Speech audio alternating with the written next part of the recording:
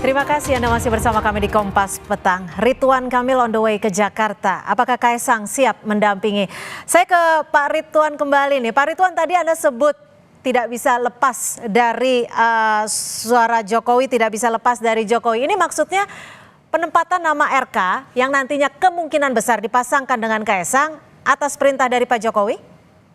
Bukan, ini adalah hasil diskusi rapat di KIM.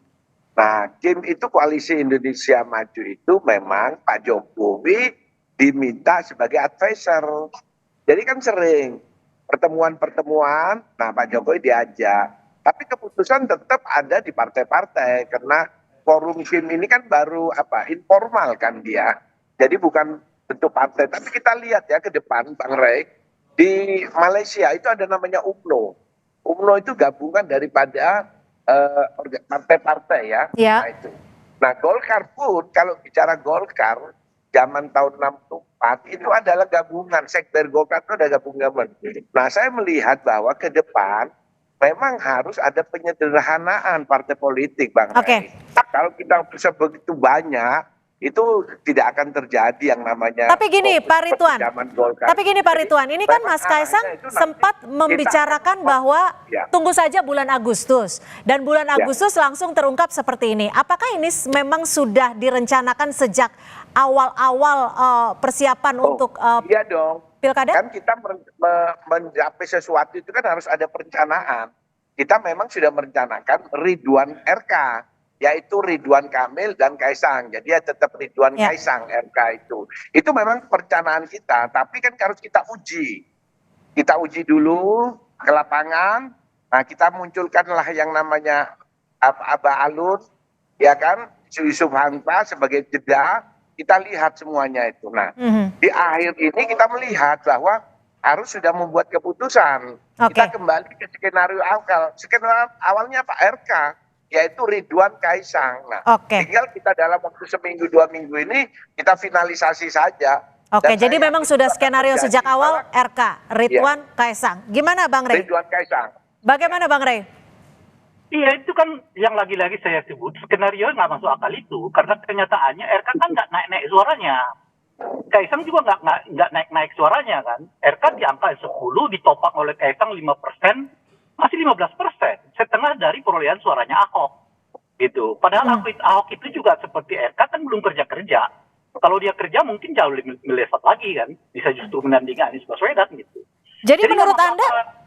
Pak J, oleh karena itu kan ada 2 atau 3 skenario. Skenario pertama adalah kita harus lihat bahwa di DKI itu tidak ada pemenang yang bisa mencalonkan 20%. Iya, itu pegangan. Sehingga kita dengar Bang Rey dulu. Seperti apa Bang Rey perspektifnya Bang Rey? Skenario kita di dalam rangka untuk kami tangkap Pak Ridwan. Kita ke Bang Rey dulu. Iya, Bung Ridwan, diskusi kita bukan soal syarat. Diskusi kita itu adalah soal elektabilitas calon. Sejauh ini RK kelihatan masih elektabilitasnya 10%, Kaisang 5%. Kalau digabung masih 15%. Itu artinya masih setengah dari perolehan suaranya Ahok. Ahok belum tentu akan nambah juga kalau dipasangkan dengan si Anu gitu. Nah itu satu. Jadi Bang Rey, jadi menurut Anda apa dong yang menjadi penyebab utamanya Golkar bisa dikatakan hampir mantap lah untuk mengusung Ridwan dan Kaisang? Apakah ada kaitannya dengan tukar-menukar kursi di kabinet nantinya? Terlalu kecil menurut saya bagi Golkar kalau cuma sekedar tukar-menukar kursi kabinet. Kan mereka udah target 6, dan 6 itu logik tanpa harus mempertukarkan Jakarta gitu loh. Karena mereka adalah orang atau partai yang paling kuat pengaruhnya di dalam pilkada, mereka di dalam pemilu, mereka menang pemilu, mereka men-backup Pak Prabowo sejak dari awal. Jadi kalau mereka misalnya minta 5-6 kursi, itu sangat wajar menurut saya, tanpa harus mempertukarkan Jakarta gitu loh. Nah itu satu. Dan karena kemudian bukan hanya Jakarta yang hilang, potensial hilang, Jawa Barat hilang sudah jelas kan, Jawa Timur hilang, Jawa Tengah hilang, Banten juga mungkin bisa hilang gitu. Jadi 5 daerah di Jawa strategis di Jawa itu justru bisa kehilangan disebabkan pertukaran yang seperti ini. Dan cara berpikirnya menurut saya sih sederhana. Biarlah Golkar kehilangan di Jakarta, tapi Jawa Barat gue dapat kan kira-kira gitu. Tapi kalau dianggap naikkan misalnya ke soal KIM, pertanyaan kita oh iya apa sebegitu pentingnya bagi Golkar Kim itu sehingga melepas apa yang kemungkinan menjadi masa depan mereka gitu. Apa Oke. iya mereka mempertaruhkan masa depan demi kepentingan sesaat dalam proses pilkada gitu. Nah oleh karena hitungan-hitungan ini gak masuk menurut saya, ada hitungan di luar hitungan yang rasional ini yang orang Golkar yang tahu itu yang pertama. Dan untuk menopang semua perhitungan irasional ini, menurut saya sih ada dua kemungkinan skenario. Skenario pertama adalah memborong semua partai di Jakarta, sisakan satu atau dua partai tetap ada lawan gitu kira-kira ya. Dan dengan cara kemungkinan akan menang. Sebab kalau enggak dengan dua pasangan atau tiga pasangan, ya matematikanya ya Ridwan sama Kaisang itu ya kalah gitu loh kira-kira kan. Nah itu yang pertama. Atau yang kedua adalah menjegal yang paling kuat dalam hal ini adalah Anies Baswedan. Jadi Anies Baswedan bagaimanapun dikecualikan. Ya kalau PDI mau mendorong orang mungkin mereka akan dorong Ahok dengan siapa bergabung sama siapa. Sebab kalau RK Ahok kelihatan masih memiliki elektabilitas yang dekat gitu loh. Dibandingkan misalnya RK versus dengan Anies Baswedan. Jadi saya kira itu dua skenario-nya. Skenario pertama adalah Anies boleh jadi tapi ambil semua partai di Jakarta. Gitu. Sisakan aja di luar satu atau dua partai yang memungkinkan.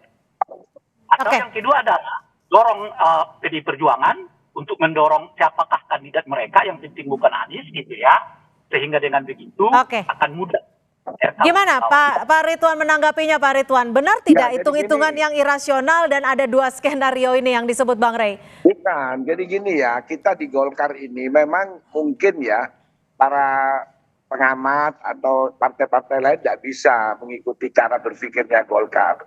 Bang Rey ingat ya, keputusan Munas Partai Golkar 2019, pada saat itu tinggal dua calon, saya dan Pak Erlangga.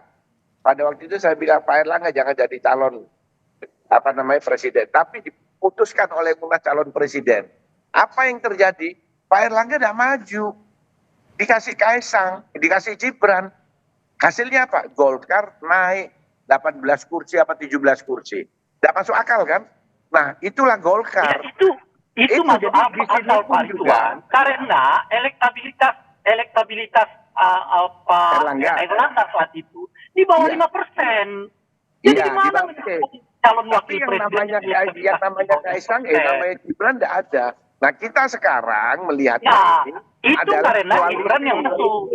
Coba kalau Indonesia Maju, jadi kita tidak melihat lagi kalau bukan Gibran yang masuk saat itu, apakah Erlangga dan Golkar mau terima calon wakilnya Pak Prabowo itu bukan Erlangga? Seandainya bukan Gibran loh yang masuk. Bukan, memang kita sudah menskenario Gibrannya. Itu. Ada kita melihat ada Erick Thohir juga ada. Oke, kami tangkap artinya Golkar punya hitung-hitungan sendiri yang sudah masuk meskipun hingga saat ini menurut Bang Rey nama dari Kaisang itu belum naiklah elektabilitasnya. Nah, Bang Rey, kalau Anda melihatnya ini jadi skenario yang dugaan Anda hitung-hitungan ini apa yang menjadi penyebabnya? Apakah betul ada hitung-hitungan tukar-menukar kursi kabinet atau memang ini arahan dari Pak Jokowi? Ini maksud saya, kalaupun ada tukar-menukar kursi kabinet, itu nggak sebanding dengan pengorbanan Golkar, itu maksud saya. Sebab mereka mungkin dapat 1 tambahan kursi dari yang mereka inginkan. Kan mereka dulu saat itu mengatakan minta 6. Katakanlah mereka dapat 7 gitu ya. Tapi kan 7 juga susah. Kalau kemudian Nasdem masuk, ya PKS masuk, PKB masuk, ya susah juga bagi Golkar itu dapat 7 juga gitu kan. Sebab akan berbagi dengan partai politik yang lain. Tapi pengorbanan ini mengorbankan satu. Golkar bisa kehilangan pengaruh di Jawa Barat. Golkar bisa pengaruh di Jawa Tengah. Bisa kehilangan di Jawa Timur. Dan punya potensi kehilangan di Jakarta kalau menang. Ya, kalau nggak menang bagaimana? Dan yang terakhir itu adalah punya potensi kehilangan di Banten. Karena di Banten itu Gerindra sama Golkar yang sistem gitu ya. Ada hadapan gitu. Jadi maksud saya, oh iya apa Golkar mau menukar kemungkinan mereka hilang pengaruhnya. Baik, kami tangkap.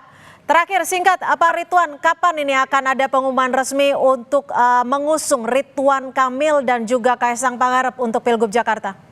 Ya saya kira setelah 17 Agustus ya, jadi sekitar tanggal 20 ke atas, itu insya Allah Kim sudah teken semua itu. Jadi dengan nama RK, jadi RK dan untuk Jakarta, karena kita bicara Jakarta. Termasuk untuk Jawa Barat, kan Jawa Barat baru statement, belum rekomendasi, termasuk Banten, Jawa Tengah. Kalau Jawa Timur sudah. Baik. Tapi Jawa Timur juga saya lihat Ya. ada perubahan apa tidak, nanti kita lihat. Baik. Pembahasannya Jawa Timur. alias Pak Ridwan, skenario ini bisa mungkin akan batal jika ada dua hal yang terjadi. Baik. Pertama, Ya. Ridwan Baik. Kamilnya sendiri mengatakan tidak mau ke Jakarta. Baik, Atau kita yang sudah kedua tangkap Bang Ray. adalah PDI dan PKS bersekutu di Jakarta untuk melawan koalisi besar ini. Gitu. Baik, Dan kita kalau lihat nanti aliran politiknya akan seperti apa dan kita tunggu pernyataan resmi dari Partai Golkar terkait dengan RK Ridwan Kamil Kaesang Pangarep maju Pilgub Jakarta. Terima kasih Pak Ridwan Hisyam, anggota Dewan Pakar Partai Golkar, dan juga Bang Ray Rangkuti, Direktur Eksekutif Lingkar Madani, sudah berbagi perspektif di Kompas Petang. Selamat sore.